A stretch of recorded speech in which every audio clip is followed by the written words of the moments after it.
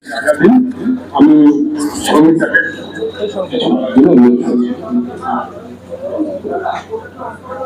Madam এটা রিভারটা of করুন না। অসাধারণ একটা সন্ধ্যা।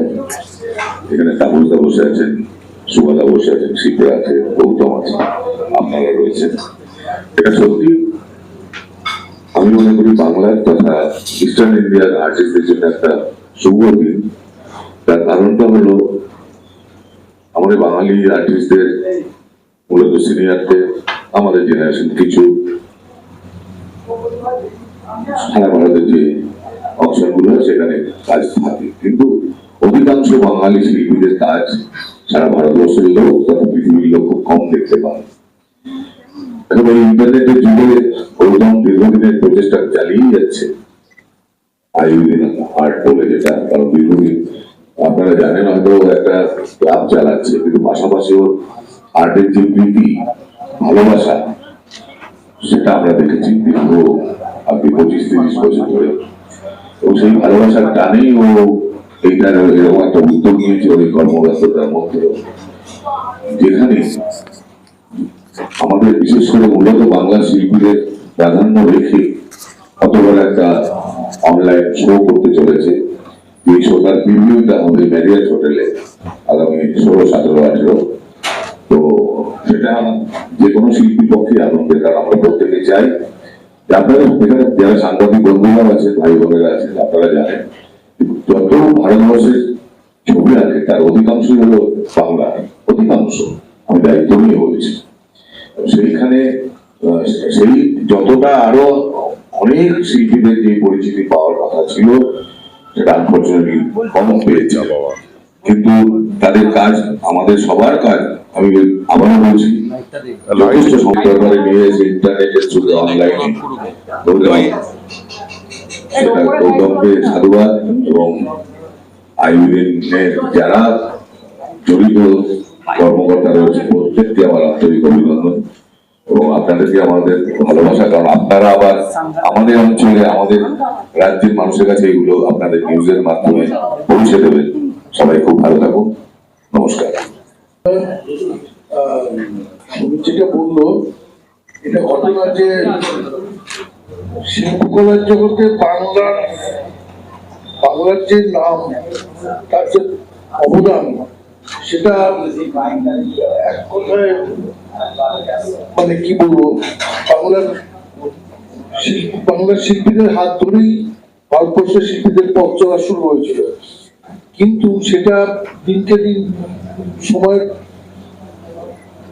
কারণে, নানা কারণে যেটা হয়েছে, এখন দিল্লি, বোম্বে গ্যালারিরা অনেক বেশি এগিয়ে গেছে, সেখানকার আর্ট মার্কেটিং এর স্টাইল বা ইত্যাদি, সে কারণে বাংলা শিল্পীরা অনেকটা পিছিয়ে গেছে, এটা ঘটনা।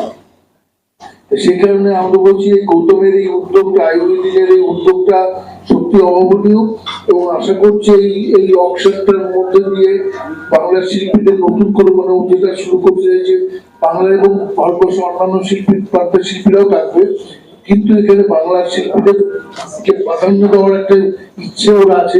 যেটা বললো এটা ঘটনা যে বাংলার শিল্পীদের যতটা প্রতিপত্তি হওয়া উচিত ছিল ততটা হয়ে ওঠেনি, ব্যাপার। এবং এখন এটা আমরা আশা করছি যে যে অপশনটা হবে সেই অপশনে যারা আসবেন, আপনারা আসবেন, দেখবেন, এবং আপনারা যারা বিভিন্ন প্রচার মাধ্যমে আছেন এটা নিয়ে প্রচার করবেন, তাহলে বাংলার শিল্পী ভবিষ্যৎ প্রজন্মের শিল্পীদেরও একটা পথ তৈরি হবে বলে আমার ধারণা। ভবিষ্যৎ প্রজন্মের শিল্পীদের জন্য একটা পথ চলার জন্য এই অপশনের প্ল্যাটফর্মটা একটা ভালো সুযোগ এনে দেবে। ভারতবর্ষের সমকালীন চিত্রকলার যে জন্ম সেটা কিন্তু বাংলা এবং অবনীন্দ্রনাথকে কেন্দ্র করে। তারপর আমি জানি সেই অবনীন্দ্রনাথের ছাত্রছাত্রীরা সারা ভারতবর্ষ কেন, এখন বিখণ্ডিত ভারতবর্ষ, বিখণ্ডিত পাকিস্তানেতেও আছেন এবং তারা স্বনামধন্য শিল্পী। সফলতা বিফলতা এগুলো একটা বাণিজ্যিক ব্যাপার। অনেকে জীবনে তথাকথিত সফল হন, অনেকে তেমন কিছু হন না। তাই বলে তাদের যে কাজ, তাদের যে শিল্প সৃষ্টি, তাদের যে ধরন ধারণ, সেগুলো কিন্তু প্রতিষ্ঠা পায় এবং সমস্ত শিল্পী নিজের মতন করে কাজ চালিয়ে যান। সেটাই তাদের নেশা, পেশা, জীবন। সেই অর্থে আজকে আমি বলতে চাই সোচ্চারে, আমি গৌতমকে তো অনেক দিন থেকে চিনি। ওর নানান ধরনের প্রচেষ্টা, এর একটা উদ্যোগী পুরুষ কলকাতা তথা বাংলায় খুব কম দেখা যায়। ও কোন সময় কোন উদ্যোগ ছাড়া, ভাবনা ছাড়া কিছুতেই থাকতে পারে না। আমরা যে এখানে বসে আছি, এটাও একটা অভিনব। এরকম একটা ক্লাব, কাম খাবার জায়গা, আড্ডা মারার জায়গা, নানান আলোচনার জায়গা আমরা এখানে এসেছি। উদ্যোগ ছাড়া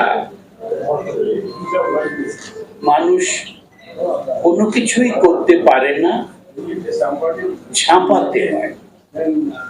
ঝাঁপাতে তারাই পারে যার মধ্যে সাহস আছে। সেই সাহসটাই উদ্যমী হতে সাহায্য। সে কারণে গৌতমের যাবতীয় প্রচেষ্টার মধ্যে একটা অভিনবত্ব থেকে যায়, আর এই অভিনবত্বই তাকে একের পর এক বিভিন্ন ধরনের কর্ম প্রচেষ্টা, যেটা সবটাই ছবি কেন্দ্রিক, শিল্পকলা ভাস্কর্য কেন্দ্রিক। আমরা স্বাভাবিকভাবে ওর জালের একটি মাছ, তাই আমাদের আসতে হয়, আমাদের যোগাযোগ রাখতে হয়, আর যোগাযোগ না করলে ও টেনে ধরে। কাজেই আমরা সঙ্গে আছি। আরো একটা কারণ, সেটা না বললে ঠিক হবে না, এবং সেটা উপযুক্ত। এবং ওর যে উদ্যোগ শিল্পকলাকে নিয়ে, তার পেছনে ওর শ্বশুর মশাই আমাদের অত্যন্ত কলকাতার তথা বাংলার, ভারতবর্ষের শিল্পী প্রকাশ কর্মকারের জন্য আমাদের জীবনের কতটা অংশ যে প্রকাশদাকে নিয়ে কেটেছি সে বলার কথা নয়। এই প্রকাশদাও একটা অদ্ভুত উদ্যোগী মজার শিল্পী। আমি একটা ছোট্ট গল্প বলি, এটা আমার অরিভূষণ মালিক, গৌর কিশোর ঘোষ, এরা সব হরিহর আত্মা ছিলেন। কে কাকে দেখে, সবাই প্রতিদিন এদের সঙ্গে পরস্পর যোগাযোগ রাখতেন।